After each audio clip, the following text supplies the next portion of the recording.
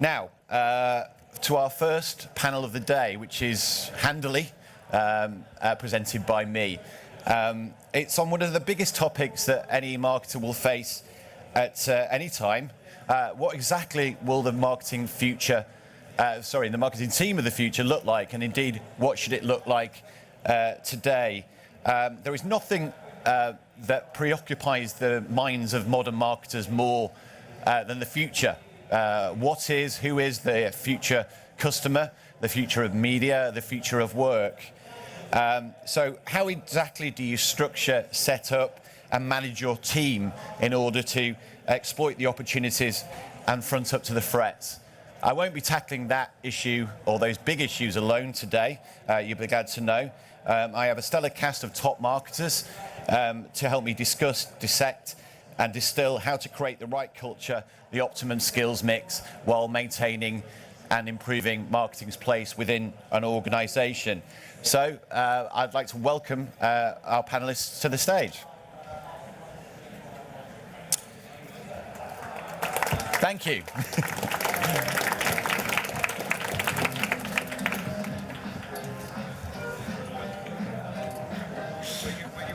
Oh, we hadn't discussed this bit, the logistics of where I'm going to sit, but can I ask you to just scrunch up a little bit?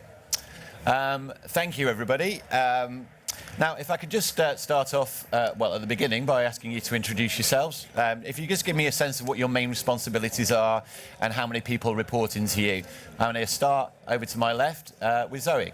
Good morning, I'm Zoe Harris. I'm Group Marketing Director at Trinity Mirror. So I work across the national title, so the Daily Mirror, and our regional network. So 150 different newspapers or news brands across the UK, things like the Liverpool Echo, Manchester Evening News.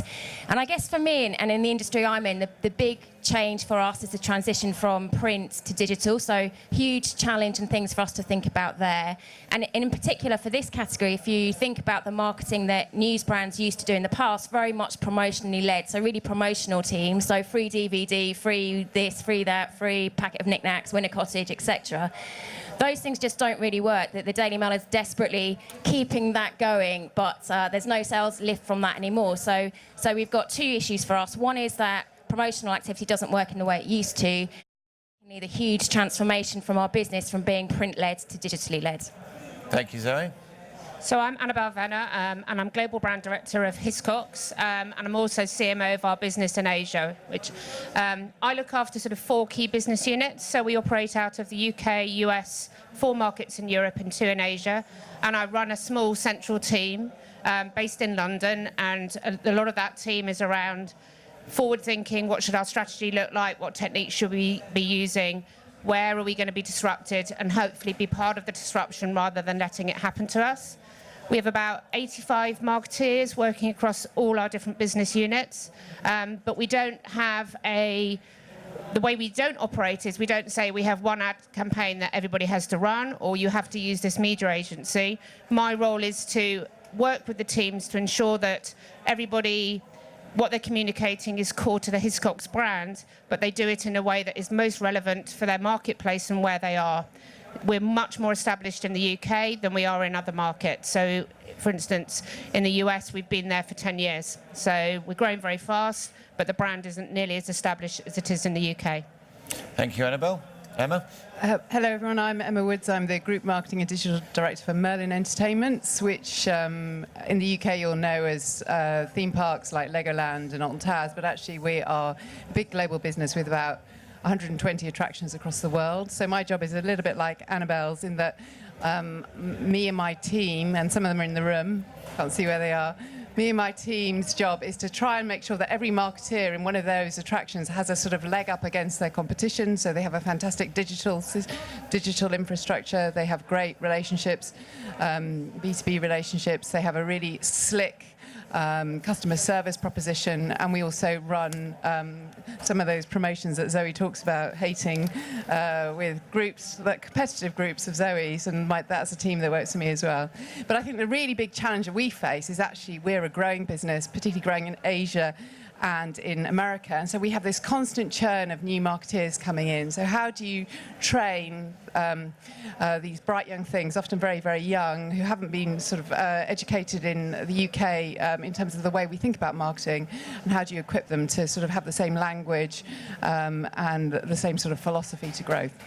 Thank you. There's quite a lot of bright young things I can see in the audience, so I'm sure they'll be interested in learning more about that. Mark, sorry. Thanks, Russell. Good morning, everybody. I'm Mark Evans, Marketing Director for Direct Line Group. As such, responsible for some relatively well-known brands, Green Flag, Churchill, Direct Line, and a few others to boot. We're in the business of revolutionising insurance again. It's a bit of an old stage sector that needs a bit of a shake-up. Maybe some of you have seen the Winston Wolfe work. Hopefully you have. We've spent enough on it. So our purpose is to protect an ever-changing Britain. Within that, the marketing function has really grown from being the archetypal colouring in function, which you'll have heard that sort of euphemism before. In the last few years, grown into being what I describe as a full-service marketing function. So it's about 120 people, but it covers from brands and comms and proposition, etc., but all the way through to customer experience, social, and data and analytics, etc. I define our purpose as a team to ignite the business of tomorrow today. Ignite is about marketing being a mojo function, brings the sort of va-va-voom, if you like. The business both is metaphorical and literal, so what are we going to be doing? How are we going to revolutionise insurance? But also the ways of the working and the digital aspects. And then tomorrow, today, as we are, we're the eyes to the future and bring the future forward into the business. So that's what we do. Thank you very much. I'm sure Mark won't mind you stealing that and go back to your business and describe your function as the mojo function. That's a really nice way. I've never heard that described before. You're the man with the mic, so I'm going to start with you. I talked at the beginning about the many changes, the fast-paced within marketing, lots of stuff going on. How are we looking? How have you done things differently to prepare and think differently, given all of that change in terms of the way that you structure and set up at Direct Line? Yeah, so the way that we've structured actually starts from a sort of a philosophical point, which is I did 10 years at Mars, and I've spotted at least a couple of people who I know were at Mars, where there's a big emphasis on empowerment and people development. So my philosophy of people leadership is to say to people, I believe in you, I think you're going to succeed, and I've got your back. So I've created 5 big roles, so I only have 5 direct reports. And the second principle is that as marketing is evolving so rapidly, there are some big fissures that are emerging, so gaps in accountabilities and where things get slowed down. So effectively, I structured a team which smashes together those accountabilities where you get conflict. So some of the things that go wrong, we've sort of catered for pretty well. So things that go wrong, you develop stuff that you can't then communicate it, because propositions and communications aren't joined up at source, and so on. So effectively, what I've done, on the basis of being able to give some really good people some really big roles, is smashed across some of those fissures as they've emerged. And it means that you don't miss things that fall between the cracks or have the conflict and delay of people competing across those fissures. So it works really well for us, but it's taken 4 years to get there. As I said, to move from that colouring in department to the full service department, and that's taken a lot of bumps in the road. It's not a straightforward job to get there, but working now. Yeah, but is that there to challenge the different functions that you are smashing together, to think differently, to approach their work differently, or is it just more of a case of it wasn't fit for purpose as it was? There is an important point of context, which is that obviously I work in insurance. I didn't grow up as a boy thinking, hey, I really love to work in insurance. But it is a slightly old-fashioned sector. And again, I can see a couple of people who have worked in financial services. So you'll know what I'm talking about. I mean, it's pretty siloed. And so it is a specificity of financial services that you will tend to get silo structures. And therefore, things do get bogged down. I did work at HSBC before Direct Line, and we wanted to launch an app that was... It seems like there's a Zumba class going on next door. We wanted to launch an app. We'll shake it out in a minute, but... Yeah, there you go. In lieu of that, an app that was basically retrograde to all the other players in the market, and it had to go through sort of 8 decision committees to get there. And so, you know, I suppose I have an inherent hatred of administration and bureaucracy, and so the way to resolve conflicting priorities is to give it to one person, and inherently they've got to figure it out. Thank you. Any other observations on the panel in terms of how you've set up and structured differently to meet some of those changes and some of that fast-paced move? I think one of the things that interests me in particular when you talked about insight coming together is, and I'd be interested in everyone's views on where analytics sits within that. So within our organisation, the analytics team kind of ricochets around different departments from time to time. Nowhere seems quite the ultimate home for them. So sometimes it feels like it should sit with insight as the customer base and customer expertise. Other times much closer to product and being reactive and able to work closely with that team that are working much more on user journeys or kind of exact A/B testing type work. And I'd be interested to see how that fits within your organisations, whether that is seen as something that sits with marketing or whether it's outside of that. I'm sure it's something, I mean, in itself today, we've got Marketing Week live and Insight shows sitting alongside each other, and I'm sure lots of people in the audience feel that, you know, the convergence of these departments. Has anybody got any experience there about how these departments have converged, whether or not it's Insight or you're converging and getting closer with any other departments within the marketing world and within the business? I mean, we're quite lucky in terms of, if I focus on the UK, we have about probably 20 people. We have quite a small team in the UK, but they look after everything, a bit like Mark's spoken about. So whether it's looking at customer journey data or analytics from the website or the research bit or what are people thinking or breathing about our brand, what's our brand trackers say, that all sits, and it's the accountability of the marketing director. So, and that team then will work really, really closely with our product heads or underwriters or pricing guys to ensure that that insight is then taken to those teams. So when they're working together on whether it's new products or different ways they want to bring things to life, they will use that insight. But that does sit within our marketing department. But Yeah. it probably helps by the team is quite small. Yeah, 20 is quite easy for somebody to manage. No, we're the same. I mean, I think one of the really big challenges is suddenly you get all these new sources of data. So, you know, it is the job of the marketeer to be able actually to assimilate all that. So we've developed a very big customer database, and now the sort of profiling you can do on data is absolutely extraordinary. And so you can get probably more insight from those than you get from, say, the touchscreens as you leave an attraction. And historically, the business really relied on those sort of sources of data. So I think we've actually brought in a head of insight who's very, very bright, very young, and who has the ability to bring it together. But also the people in the attractions have that responsibility. I mean, the fundamental requirement of all our marketeers is that they're pretty obsessed by customers. You know, it's that, and you just have to. I think that's the big thing for me in terms of the difference between when I started as a marketeer and when some of the people that I've got now starting is you've got to be able to cope with more sources of data.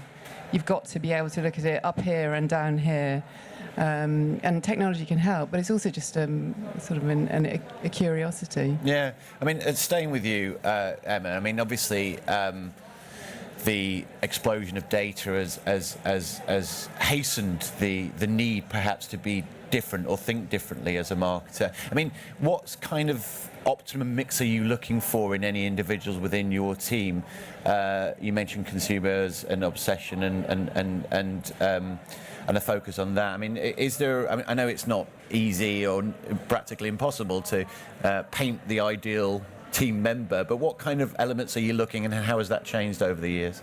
So I think maybe I'll start by saying what's the same. So I think that we've done quite a lot of work as a team because we're getting so many new people joining in terms of thinking what are the kind of fundamental requirements that we want to train people in. And there are 3 things. And if I actually go back to my Unilever training manual when I started, they're not very different. So it's being obsessed by the customer, knowing who your customer is, who it isn't, what they think about your brand, what they think about your competitor from all sorts of data. That's number 1. Really giving a damn about your customer. Number 2 is about then what we call brand magician, because we're in attraction worlds, but I'm sure like everybody's got a different language. And that's about creating really fantastic stuff for your customers and then shouting about it. There's no point creating stuff if you can't actually do the demand generation. And then number 3, we call commercial wizardry. I'm sure you call it other stuff, but it's about, understanding the sort of commercial dynamics. Those things are no different, I don't think. I don't know what Zoe and Annabelle think. So when I started, or I'm sure when you started, I think the bit that is different, I'd be really interested in your views, is that the customers of today buy products in a different way to the way they bought them 25 years ago. They'll probably, this customer journey is much, much more important. They might research it on a website. They might find out about it through social. They might look at it in store, go back and look at it on a comparison website. The whole journey mapping is much more important. And as marketers, we need A, to understand that, and B, then to deliver that. So, and you see really good brands doing that well, having a really consistent journey through all the touch points, which will include customer service at the end. And that's much more complicated than and there'll be a degree of specialism required. So we've got people like SEO experts, some of them are in-house, some of them are out-of-house. We've got people who understand how to tag stuff on websites. I don't understand how to do that, but I know I can ask somebody to that sort of specialism is there. But every single marketer should give a damn about the customer, should really want to do magical marketing. It's probably more important than ever because it's so cluttered, and should know how to sort of drive commercial revenues for the business. Everybody should. So you want to be a Merlin marketer, you need to be obsessed, a wizard and a magician, all in equal parts. Can I just say, one of the challenges I think that we're facing is that, as I said, the team in the UK is still small, but when I joined the UK business, we probably had 10 people, 12 people, so we've now got 18, so it's a lot bigger. But we're now bringing people in to do very specific roles. So it might be SEO or paid search or social. And sometimes the challenge you face is we look for what Emma's spoken about. We don't just want that technical expertise. We don't just want somebody who can come in and go, I can take your paid search from A to B. We want the rest of it. We want you to have the right attitude. We want you to think about the customer. We want you to understand how you take an idea and make it work across a lot of touch points. And that is the biggest challenge we are facing, is we just don't want your technical ability. And if you want to move through a team and go further within a business, you need to be able to demonstrate that. Thank you. Mark, you've got a point. Yeah, so I think the premise of the question is the extent to which marketing as a thing in the world is becoming more left brain. I think I get that right. Left brain, right brain. More analytical and more rigorous and structured and so on. And we are a data-led business, so the sharp end of insurance is that the average motor premium is 400 quid a year, roughly. You might pay a bit more than that, but that's uninteresting as a fact. What is interesting, last year our biggest single claim was £19.4 million, a 17-year-old who put his 3 best friends in wheelchairs for the rest of their lives. So that's the sharp end of insurance. So that's a 1 in 50,000 event. So we've only ever really been a big data company. But I think the point is it's about diversity, actually. So to ask every individual to be whole-brained is probably a bit of a stretch. So we have some left brain people, we have some right brain people. I think the function as a whole is the whole brain thing. And for me, this is a big twist on the diversity conversation. So we've got a very, very strong diversity agenda within Direct Line, primarily around gender, sexuality, age, and ethnicity, which I think is fantastic. From a social justice point of view, that is the really big thrust for everybody right now. And I think it definitely has a flow through into performance. The notion of diversity and the linkage to performance. But there's this really interesting emerging thing, which you can go away and claim as original thought if you like, is this notion of neurodiversity. So my daughter's very heavily dyslexic, and so for her, some of the things that I find easy, she finds very hard. Some of the things that I'd find impossible are really easy for her. But neurodiversity is dyslexia, dyscalculia, dyspraxia, autism, Asperger's, even colourblindness. And this is people whose brains are wired differently, fundamentally differently. And the notion of diversity of thought, I think, is critical. So don't expect your really creative people to be super analysts all at the same time. It's the mix that makes the whole. And so in our pricing functions, we have autistic people, and they need different management, different nurturance, and they're utterly brilliant and do things that other people would find impossible. So I'm a bit of a, let people be the best them, whatever that is. and make sure you've got the mix of diversity of thought, as well as the mix of diversity of all those other dimensions. Thanks. That's an incredibly interesting and innovative way to think about diversity, but also get the best people in the right jobs to suit your overall business objectives. It's a really interesting way of looking at it. In terms of specialisms and generalist marketers, we have housed a lot of debate on Marketing Week about that subject, whether or not we've moved from generalism to specialism and back again, etc. Does anybody ever is it horses for courses, or is there a movement towards? I hear a movement most recently towards generalism, but I know Annabelle, you talked about needing specialists on particular things. Yeah, I mean I think we are seeing more people coming in with specialist roles. Yeah. But I think then it's the responsibility of me or the individual people who are heading up the marketing teams in each business unit to make sure that they have the training and whatever that training is, so they can learn about the other aspects of marketing, so then they can have a career progression within our business or any other business that they tend to go to. So I think it's quite tough if you start your career and you come in and you go, right, my career choice is SEO and that's all I want to do. I think it limits where you can go. So I certainly encourage our teams to move across different career paths, and we will give them the tools and the training and the support if that is what they want to do. But I also do have specialists. I have one person in my team who heads up our design team. She's been at Hiscox for 20 years. She's very happy. She loves what she does, and she's probably never going to leave and never want to move function, and that's fine. So my role then is to give her the support in terms of design world is changing, so what does she need to go and understand and what she should be exposed to, so she can make sure that those skills come back into the team. Thank you. I mean, aligned to that is the question about digital. Everybody rushed to set up digital departments when digital media in particular exploded. But now we hear that everything is digital, so why would you need a digital department? Is there anything, any observations on that, or any experiences that you guys have had that where perhaps you've moved away from digital specialisms and digital functions within your marketing department? I think for us, it's not so much about moving away from that, but accepting the different time speeds that you work in the two different forums. Not always, but sometimes. So for us at Trinity Mirror, back 20 years ago, the Mirror would have been selling 3 million copies every day. It's now nearer 1 million. But digitally, we're reaching 40 million people every month. So we've got huge growth there and huge opportunity to diversify into different product, different packaging really of content. And our product team currently are tasked with fast-track development of ideas, and for apps, for example, looking to launch things in 2 weeks, seeing how they go over 6 weeks, and then deciding whether to continue or to kill. And we're really ruthless on that. If it hasn't hit the KPIs, we kill it, and this is about a volume game to see where we can get traction, where we can find natural audiences and niches. Now that's a very different time frame and mindset for the marketing team to work to. We're used to working on longer time frames. If you launch something analog, it could be 2 years in development, endless briefs to agencies, quite slow movement of that. And there's still elements of our work that does work on that timescale. But simultaneously, in a parallel track now, we've got this much faster turnaround, whether it's on new apps or if it's monitoring campaigns or A/B testing.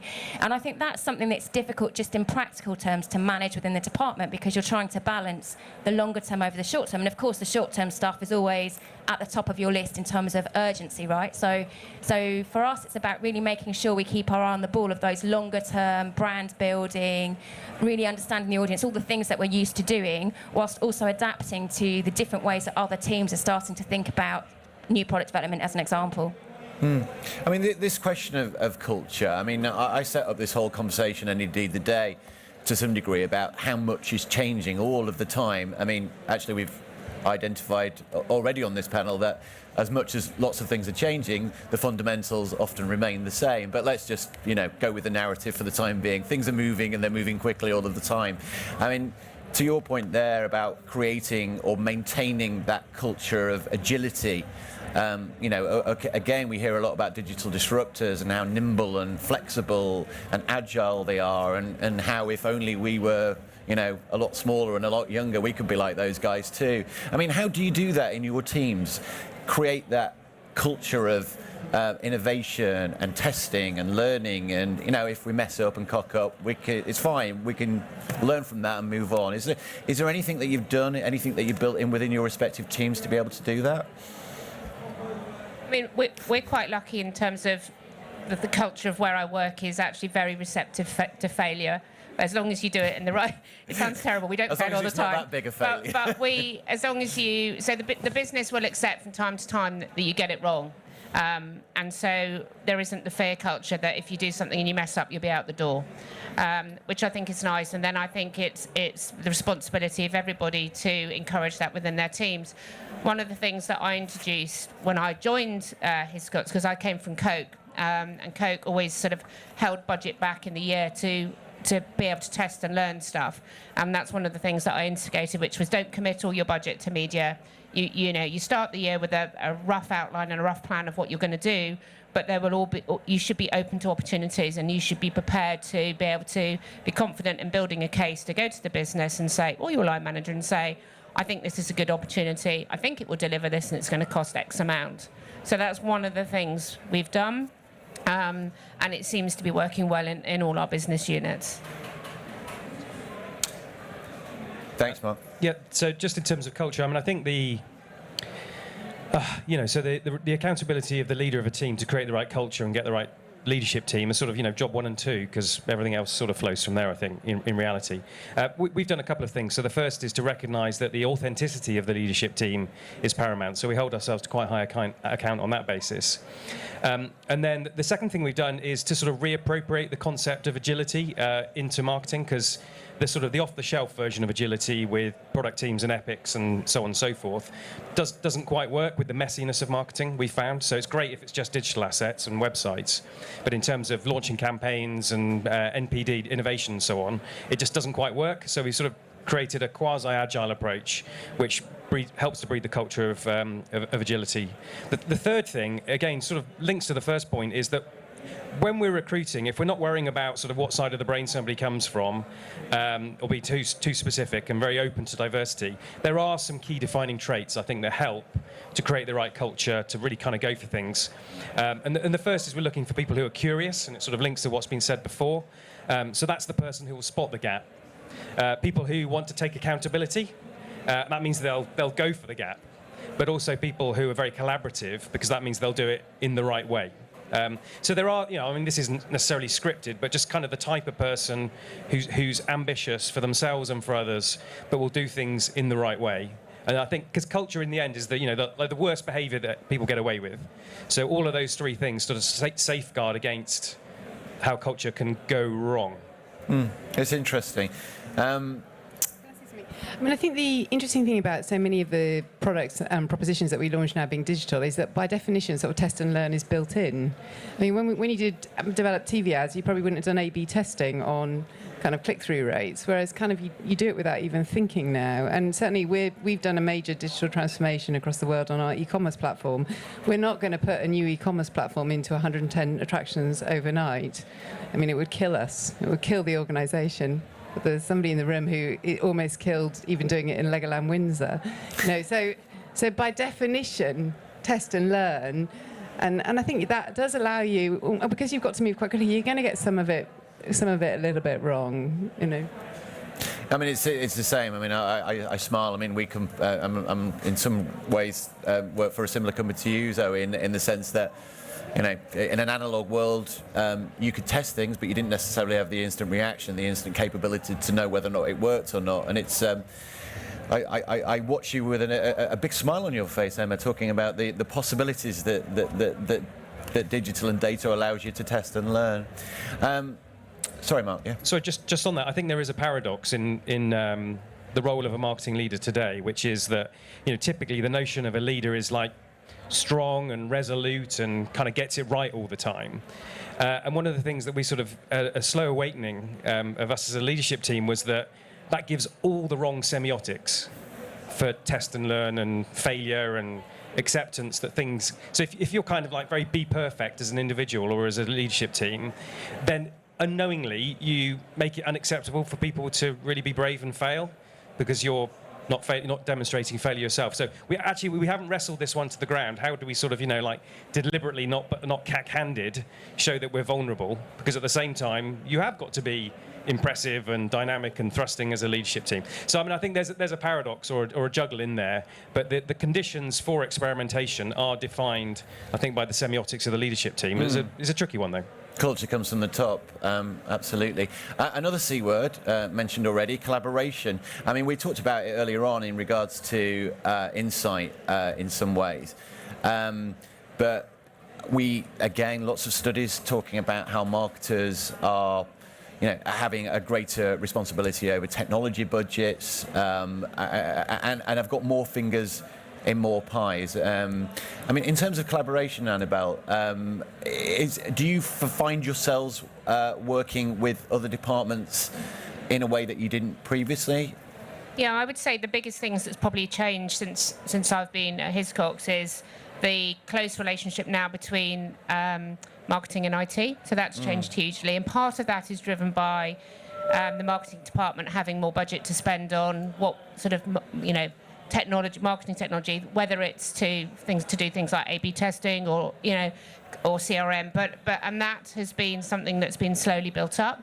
But now it's a very close relationship, and you don't get infighting over whose budget it is, who has right to say yes or no. It's a much clearer understanding between what is the role of marketing, and then when they're bringing in a technology partner, what is the role of IT in that. The other thing I think that has completely changed, probably the move away from marketing just being seen as a silo department in the corner, is the relationship with finance, and really understanding how you talk to the finance department, or even more broadly up to our board, about the impact of marketing and what's going on, and making sure you do it in a way that they really understand and you don't use any fluff.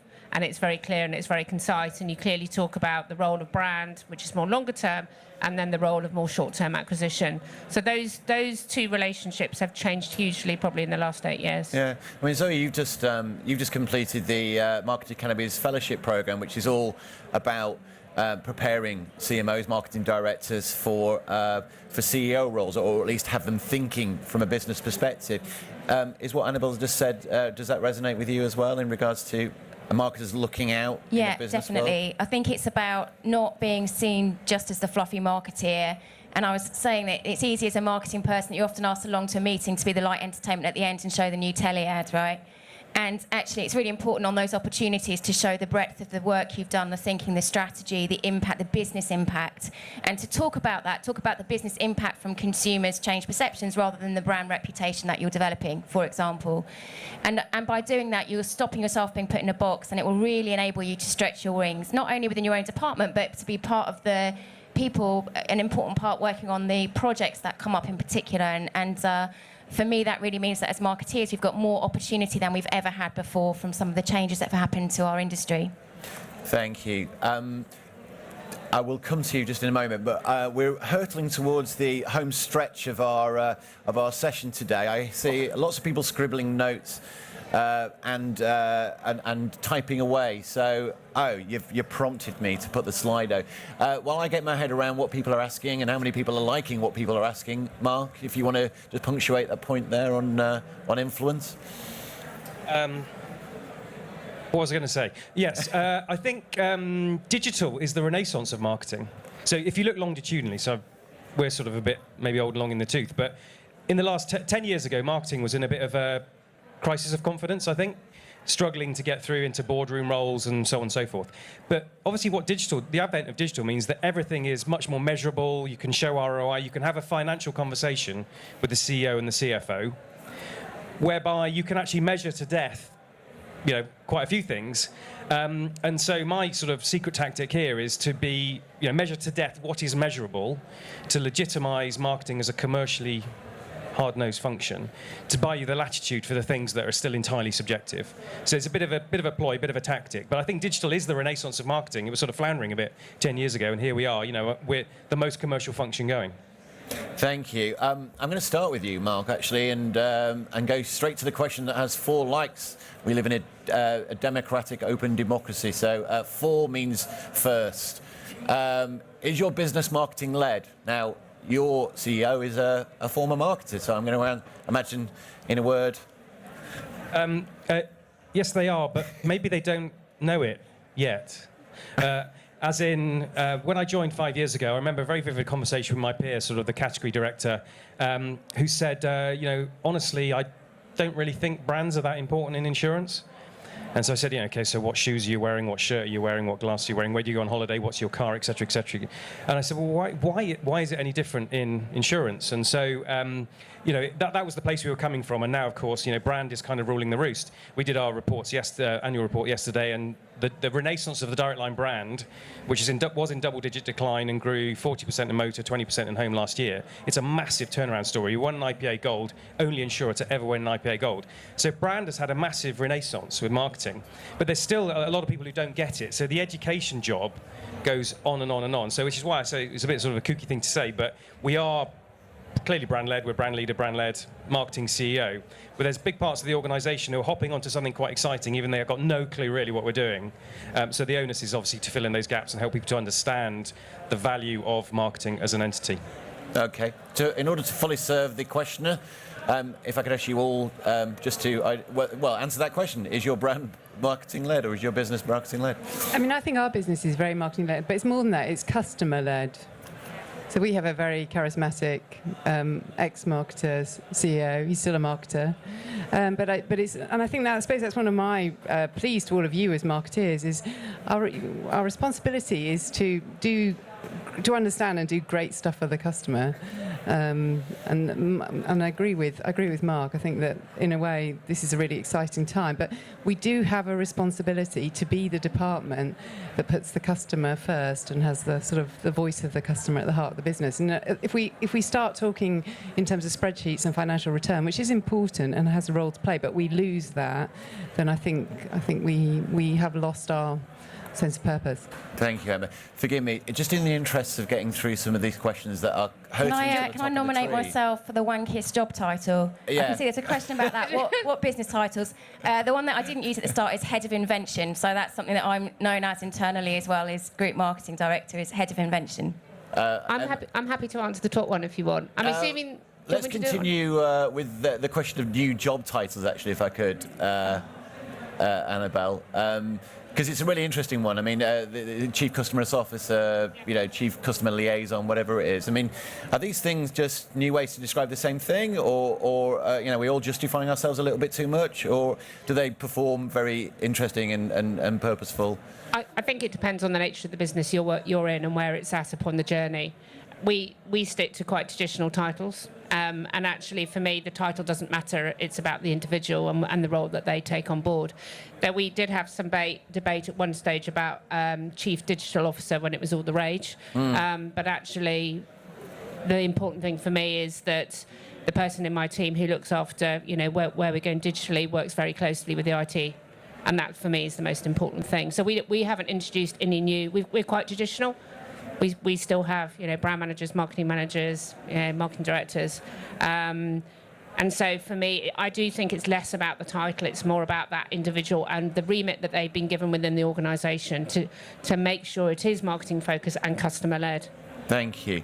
I mean, related, I think, to the top question, actually. Yeah. Essentially, I think Gianluca is asking whether or not there is a reluctance, maybe historical, whether or not that's changing. You can observe as well to hire talented marketers coming from different sectors. For me it's a no. So my background, a bit like Mark's, is I was at Coke. So they took a Coke market. My background before I joined was FMCG.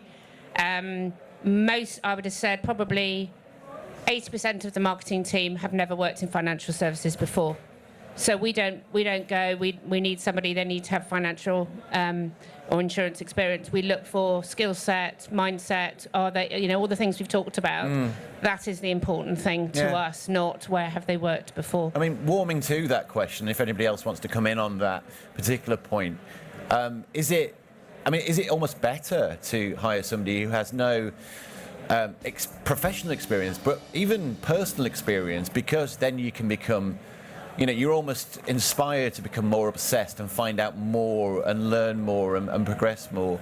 I mean, is it better to come from a different sector? Cultural fit is the most important thing, isn't it? So it's not so much the sector I would put first, but the cultural fit. How well will this person be able to adapt with the team?